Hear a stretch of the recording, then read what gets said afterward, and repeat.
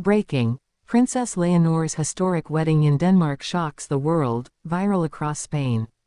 The grand halls of Copenhagen shimmered beneath chandeliers that seemed to hold their breath.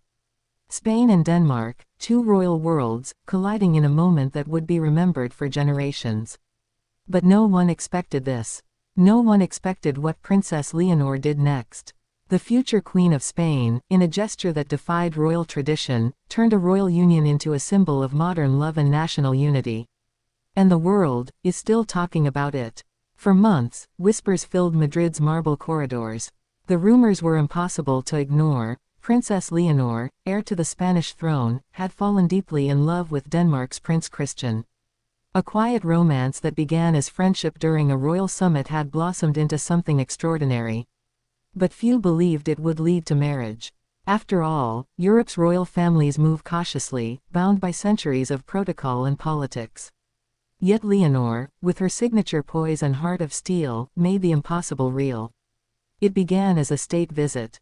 Cameras followed every move as King Felipe VI and Queen Letizia arrived in Copenhagen. Spanish journalists captured subtle glances between Leonor and Christian, but no one imagined a proposal was near. Until, one evening, as the royals attended a private dinner, a piano melody filled the palace ballroom. Prince Christian stepped forward. In front of both families, Denmark's royals and Spain's, he dropped to one knee. The air froze. The guards shifted uneasily. And then, a soft gasp, Leonor's smile. The future queen whispered yes. Within minutes, the news leaked. Spanish social media exploded. #Leonor Christian trended across every platform. But the real shock came weeks later, when the royal households confirmed the wedding would be held in Denmark, a decision that stirred both excitement and controversy. Traditionally, Spanish monarchs marry on home soil. But Leonor's choice was deliberate. It was a message: love before politics. Unity before borders. The day arrived under a sky so blue it seemed painted for history. The Amalienborg Palace courtyard was transformed into a living fairy tale. Rows of Spanish red roses met Danish white tulips, symbolizing the joining of two nations. Crowds gathered hours before dawn, waving flags from both kingdoms. Choirs rehearsed softly. Bells tolled through Copenhagen's old streets. Then, at precisely noon, the carriage doors opened. Gasps echoed through the crowd. Princess Leonor stepped out in a gown unlike any seen before in royal history. Designed by a Spanish-Danish duo, it fused tradition and modernity, Spanish lace embroidered with Denmark's royal insignia, shimmering in the sunlight. Her veil, handwoven by artisans from Asturias, carried hidden initials of both nations' royal ancestors. Every stitch told a story. As she walked down the aisle of Copenhagen Cathedral, eyes turned not only to her but to the man waiting ahead. Prince Christian, visibly emotional, mouthed a single word: always. Cameras zoomed in. The world melted. But the moment that broke the internet came during the vows. As the officiant spoke in Danish, Leonor, fluent but poised, interrupted softly and requested to say hers in Spanish. Her voice trembled slightly as she promised eternal loyalty not only to her husband, but to the duty both shared, to serve their countries with honor. The cathedral went silent. It was a moment of unity no political treaty could achieve. Spain wept. Denmark cheered. And when they kissed, a roar of applause erupted outside. Millions watching online shared the same comment: history has just been rewritten. Yet, behind the celebration, whispers of tension surfaced.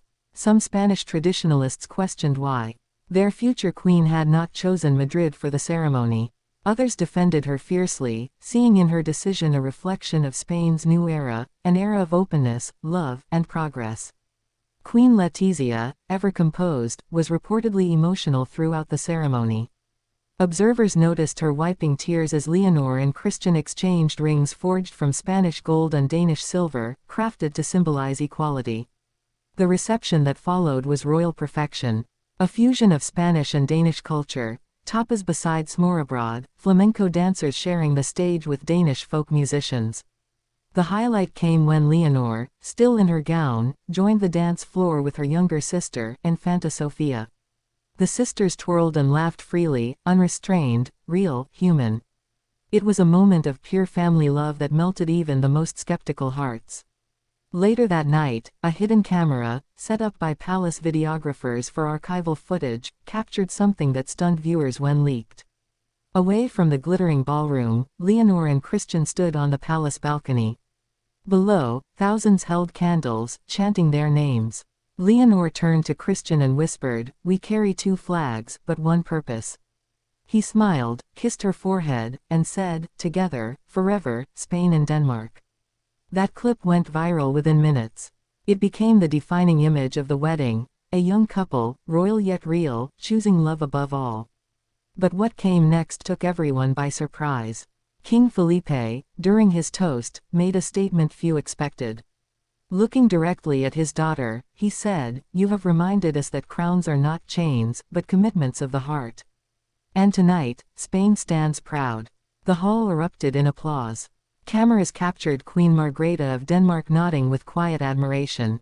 It was clear, the union had done more than unite two people, it had redefined royal diplomacy. Overnight, the wedding became the most watched royal broadcast in Spanish history. Ratings surpassed even King Felipe's coronation. Streets in Madrid filled with spontaneous celebrations, plazas lit up with fireworks. News anchors spoke of a new golden age of European royalty. The Spanish parliament even paused sessions to watch highlights of the ceremony. But amid the joy, deeper reflections began to emerge. What did this wedding truly mean for Spain's monarchy? For Leonor, it symbolized a bridge between duty and personal happiness, a message to young generations that royalty could evolve, could feel, could love openly. For Europe, it was a rare example of diplomacy led not by treaties but by hearts. In the following days, Denmark and Spain announced a series of cultural exchange programs, youth initiatives, and environmental partnerships inspired by the royal couple's union. Leonor and Christian personally endorsed them, signaling that their marriage was not just ceremonial, it was purposeful. Yet, even as Europe celebrated, one detail sparked a quiet storm. During the reception, an image surfaced of Leonor wearing a small, antique bracelet, one not from Spain or Denmark, but rumored to have belonged to her great-grandmother, Queen Victoria Eugenie. Historians quickly decoded the symbolism. The bracelet had been a gift from Britain to Spain in the early 1900s, meant to symbolize peace among nations. Leonor wearing it at her wedding hinted at her broader vision, a united Europe of modern monarchies, grounded in friendship and shared humanity. And still, the story deepened. The next morning, as dawn broke over Copenhagen, the royal couple stepped out for their first public appearance as husband and wife. Gone were the crowns and sashes. Instead, Leonor wore a simple white coat and Christian a navy suit. They greeted the public hand in hand, smiling, genuine. When a Spanish reporter asked how she felt, Leonor's response melted hearts, "I feel home, in both countries." The Spanish press hailed her words as the quote of the century. Overnight, tourism boards in both countries launched campaigns celebrating love without borders. The royal family released official portraits taken in the gardens of Frederiksberg Palace, each one capturing elegance, intimacy, and legacy. But perhaps the most emotional image was the one of Leonor embracing her father after the ceremony. King Felipe whispered something only partially caught by microphones, "You were born to rule, but today, you taught us how to love." That clip replayed endlessly on Spanish television. It reminded the world that even behind the formality of monarchy, there beats a deeply human heart. And as the first royal couple of their generation, Leonor and Christian now carry immense responsibility. Their love story, now etched into European history, stands as a model for the future, that monarchy must evolve, not by abandoning tradition, but by infusing it with authenticity and emotion. Weeks later, when the couple returned to Spain for a second, smaller celebration in Madrid, the streets overflowed once again. Leonor appeared on the palace balcony, this time in a sleek modern gown. She waved to the thousands below, her voice amplified by emotion as she said, "Gracias, España. This love belongs to all of us."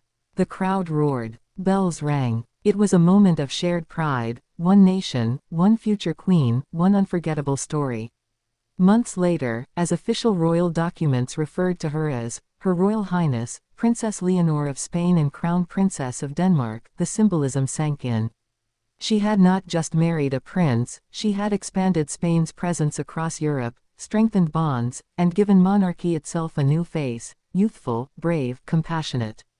Every royal historian now calls it the wedding that changed Europe. And indeed, it did. The viral moment of their kiss, the unity of two nations, the whispers of tradition breaking, these became symbols of a new era. And so, when history writes about Princess Leonor's reign one day, it will remember this day, the day Spain and Denmark stood as one, the day love conquered distance, and the day the world finally saw what kind of queen she was destined to become. A queen who dared to love. A queen who dared to lead. A queen who dared to unite. Princess Leonor of Spain, her wedding may be over, but her story has only just begun.